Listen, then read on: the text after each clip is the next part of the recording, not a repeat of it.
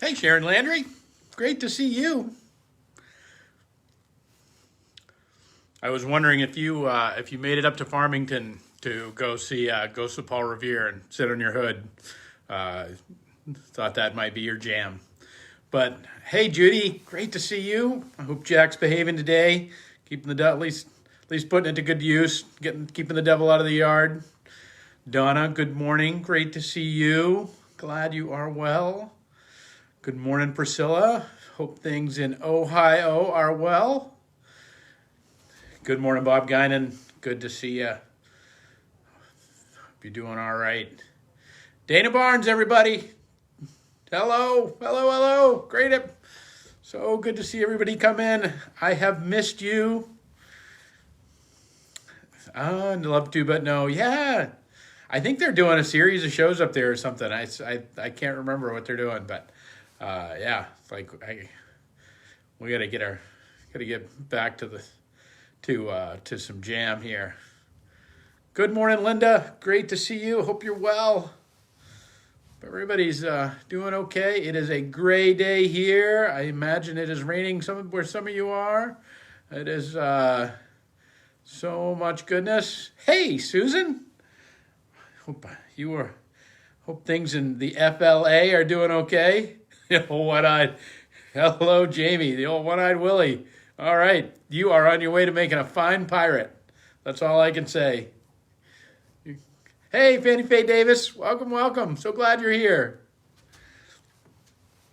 Yeah. If you don't know, Jamie just had some eye surgery, so she's pretty bandaged up on one side. So keep her in your prayers, and I hope she's doing well. Hey, Robin Carden. It is sunny northern Michigan. Look at it. Hello, Jack. Great to see you. Glad you're joining us. Doing pretty good. That is good to hear. Yvette, hello, hello. If everybody doesn't know, Yvette has been out. She had some surgery too. So we've been keeping her in our prayers. So I invite you to keep doing so. Hey, Audrey, glad you're here. Hope you're doing well, and that getting a lot of chances to hold on to that little baby Riley. That sounds like a great gift for sure. So, how's everybody doing? One or two more people coming in here. Great to see everybody.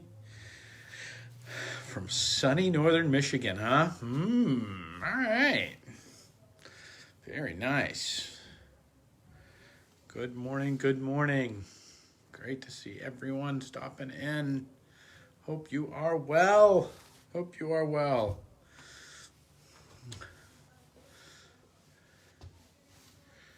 It is a great time for surgery. Everything's super sterile. Yeah, exactly. But, there's a study in that, how many lives have been saved because of hospital infections that didn't happen, as opposed to because of all the cleaning that's happening. Hey, Kylie and Riley. Oh, yeah, Kylie, everybody. Hello. I bet you are having a ball with little baby Riley. I hope you are. That is such a gift. So great. So, and you're COVID negative. Hey, all right. The kids just keep on coming. Good morning, Irene. Glad you are here. Welcome, everybody. Welcome, welcome. So glad you're on the journey with us. So, hello, everyone. Hello. So it is the 30th day of June, 11/11. Oh, holy smokes. Did you ever think we'd get here? I suppose we expected to get to the end of June and either way, but that we would still be gathering, that our world would still be kind of cattywampus here, that in all of this, and we would still have a desire to journey together in this digital sphere, because we are still not fully gathered in the physical sphere. That's for sure. So as we continue this time, it's a joy. I'm so glad that every one of you is here and you're a part of this, and that you will continue. So some things about the way ahead. Again, as I've mentioned, as we've come in this morning, please keep Jamie in your prayers. She's just recovering from surgery. Please keep Yvette in your prayers. She's recovering from surgery. Please keep Shelby in your prayers. She's also recovering from surgery. Please hold them dear, help them heal, give them the light of Christ in your heart and shine upon them. Brett, who was in an accident, has been healing as well, and has been in our prayers. So we'll continue to hold him in our prayers as well. So, and Vicky and Macy, that's right, yes, Macy dog. So hopefully she's doing well, and that the two of them are hanging in there as well. We will hold them up. Thank you. This morning, so let's just kind of, we built a community here, gang. We have it. We are gathered together, and I say these names and they mean something to you. And even if you don't quite know these people, even if you've never met them, they're a part of our wider connection. And so rejoice in that. Rejoice and be fed by it, because it is real. It is real. It is more real than all the other things that are out there. And that's a little bit of what we're going to talk about this morning. The other thing I want to talk about is tonight we have been planning to have story time in the garden. So you're all invited. We're going to hear the story of St. Patrick, this beautiful little book by Tomei, who has this beautiful art and beautiful storytelling, and we might get washed out, because we're looking at the possibility of some serious thunderstorms as we've been having here. So here's what we're gonna do. And I want you to pass this on, and maybe if you're in the area, maybe you'll come by if we pivot. We're gonna do something. So if it's raining, we're gonna do an ice cream drop. So if you come by, you'll get an ice cream. And we'll be out there in the corner. You can drive by. You don't even have to get out of the car. You'll offer an ice cream, no blessing. But if the weather's clear, and we're gonna make this decision a little later on when we can see the weather, then I hope you'll come out and hear a story. Bring a blanket. We'll gather in the garden. We can sit and have some story time. I know there's 2 or 3 families that are planning on joining us already, and hope you're. It doesn't matter if you're 8 or 80. Come on out.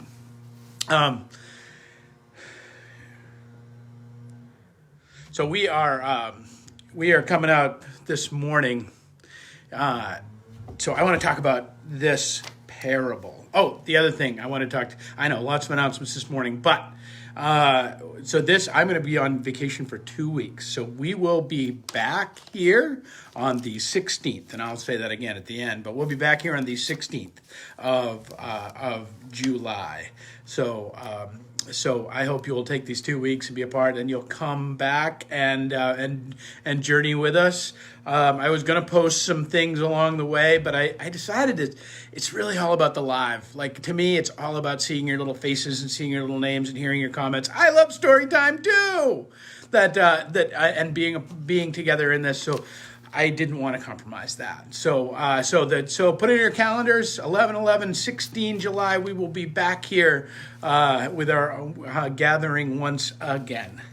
But for today, let's talk about our 11 minutes for today, because I've been talking already a lot, so I better get on it. So, all right, we are so Jesus teaches by parable, right? We know this. Parables are these stories that kind of mean this other thing, because they point to something else. They're not when we talk about pearls, we're not really talking about jewelry. We're talking about spiritual things. And so Jesus has this one parable that he says this. He says, and he put before them another parable. The kingdom of heaven is like a mustard seed that someone took and sowed in his field. It is the smallest of all seeds, but when it has grown, it is the greatest of shrubs and becomes a tree, so that birds of the air come and make nests in it. Now, Jesus isn't talking about being a naturalist. Jesus isn't talking about, he's talking about what happens when the kingdom of heaven comes, just a speck of the kingdom of heaven comes and finds its home with us, and the way that changes us. And so my hope is that you'll be able to have a little bit of the kingdom of heaven implanted in you over these next couple weeks. Hey, Robin. Hey, Amy. So glad you're here with us. That you might have this mustard seed of the kingdom of heaven. Now, what does that look like, and how does that play itself out in the world? And what is that? Oddly enough, I'll give you an example. So a few years ago in Florida, there was a Starbucks drive-thru. Now, to me, Starbucks drive-thrus are ridiculous because the whole idea of going to Starbucks is to get a coffee and to sit there and listen to the music and see the people come and go and maybe work on your, maybe do a little work, do some reading. Like this, it's all this atmosphere of getting a coffee. I mean, I know there's probably Seattleites out there who are just like, no, we must live on our Starbucks, whatever. But anyway, there's a Starbucks drive-thru in Florida. So in this drive-thru, somebody comes up and does what is kind of often a kind thing that you might hear about, where they buy the coffee of the person behind them in line. So they're in the drive-thru, and so now there's this simple little act, right? This simple little tiniest of acts, this tiny little implantation of the kingdom of heaven, which is, I hope for you the very joy that I have. That I experience that joy as if it were my own. That I experience the joy of that other person as if it were my own. And so this little implantation of somebody that we don't know and we will never know, that was at this drive-thru, just had that little speck of them that was able to be implanted in their heart and be able to begin their day. And by spending another $5 on the coffee of the person behind them. So the next person receiving their coffee was like, oh, I got a free coffee. So what will I do? I'll buy the coffee of the person behind me. That went on for the next 7 hours. It went on, in fact, until the store closed. For the whole rest of the day, the person that drove up to the drive-thru did not buy their own coffee. They bought the coffee of the person behind them. Now, I don't attribute this to the power of Starbucks, even though people do attribute miraculous things to Starbucks. It is not that. It is the small implantation of the kingdom of heaven in somebody that took root and sprouted and grew into a tree in which all sorts of kindness and goodness came into. Now, there's one part of this parable that I love, the end of it, which he says, and many birds came and nested in the tree branches. Like that, like this is what I think that, and I think this is a critical piece of this parable, which often just gets kind of thrown away. But I think it's actually in some ways the most important part of the parable, because it's not just this tiny implantation of the kingdom of heaven that we wish joy for another person as if it were our own, and that we're willing to spend that on the world, and that we're able to then let that sprout and grow into 7 hours of coffees that were bought for somebody else and for other people in the world. Not only that, but think about what happens to your day. And I want you to think about this. What happens to the day when you either do an act of kindness like that or you receive an act of kindness like that. And here's what I want you to think, how I want you to think about it. Think about what it does for your thinking. Think about what it does for your thinking. Think about what it does if you're having a bad day. Like, the world is stupid. This is awful. Everything's closed. Nothing I can do. And you pull up to the drive-thru and you get the coffee. How does this change? Now, we can always reject it. We always have the opportunity to say, well, that's just one stupid person. Aren't they a sucker because they're just spending their money on something else? Like, we can always reject it. But it creates a place for beautiful thoughts to come and nest, for the better feeling thoughts that are a part of our life to come and make a home. to come, that ways for us to think about the world can be deeper and more beautiful and more powerful by these tiny, tiny implantations of the kingdom of heaven in the world. And friends, this is the whole thing. Like, I don't believe. Now, I'm not saying like go and chaining yourself to something isn't changing the world. I'm not saying great acts of courage aren't changing the world. I'm not saying that. But I believe that the breakout of the kingdom of heaven into the world, the thing that is salvific for us, is Jesus' presence with us in our daily lives, in our waking and our sleeping, in the walk of our being. You know, at the end of the Bible, when we get this vision of what it kind of looks like at the end, there's the holy city has this beautiful, beautiful architecture, and it has a garden inside of it. So instead of a wild garden as we find in the beginning, we have the city garden that is manicured and cared for. And in it, there is no temple. Why? Why is there no temple in the holy city? Because everything that we do and everything that we touch and everything that we are part of has the implantation of the kingdom of heaven, has that seed, has that mustard seed moment as a part of it. And there's no worship, there's no the worship over here and then life over there, but it is all a part of the life of walking and living in the light of Christ again and again and again. Yeah, friends. That's the invitation to this little tiny mustard seed faith, to these little tiny mustard seed moments, to these mustard seed incarnational beings that come to us. Those stupid little pay it forward, buy somebody a coffee sort of things that have this radiating and metaphysical and supernatural effect on the entire world and globe and planet. Chesterton says that when we divorce the natural from the supernatural, we don't just get the natural. We get actually something completely monstrous and barbaric. I think, Chesterton has a great use of words. And it's so true. That when we divorce ourselves from the metaphysical, we don't just get the physical. We get abomination. We get hell in our midst. That we get nothing but clubbing each other over the head for the next French fry in the parking lot. Like it's not just an absence of that, but to live into the supernatural is to live into the light of Christ and the heavenly city and the holiness and the grace and the peace and the joy and all of the yum-yums that Christ Jesus, our Father in heaven, wants to give all good gifts to his children. Well, it's going to have to hold you for a few weeks, friends. But I hope you will take these weeks and start sowing some mustard seeds. Sow them in your own hearts, like pick a better feeling thought in the midst of your own struggles. Sow them in the hearts of other people by doing those crazy little acts that just implant the seed of heaven. Just implant a little bit of light and grace. Just implant a little bit of goodness in it, and in that, see what grows. Will every seed take root? Nah.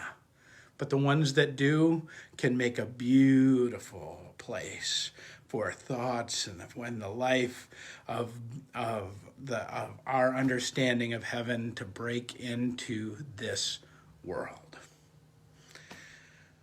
All right, friends. Again, I will be back on the 16th of July.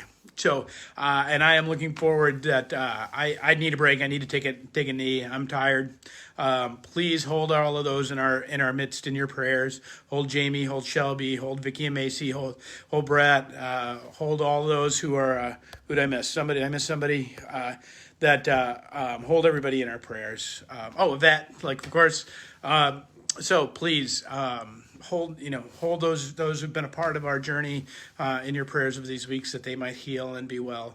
And and I look forward to coming back. I really look forward to being. I miss you too already, and yes, we'll keep sowing those seeds, and so we will hold on to all the good things in this midst, and know that we are not separated and we are not apart. We are but continuing to journey together. So blessings of peace and grace, friends, and I'll see you in a few weeks.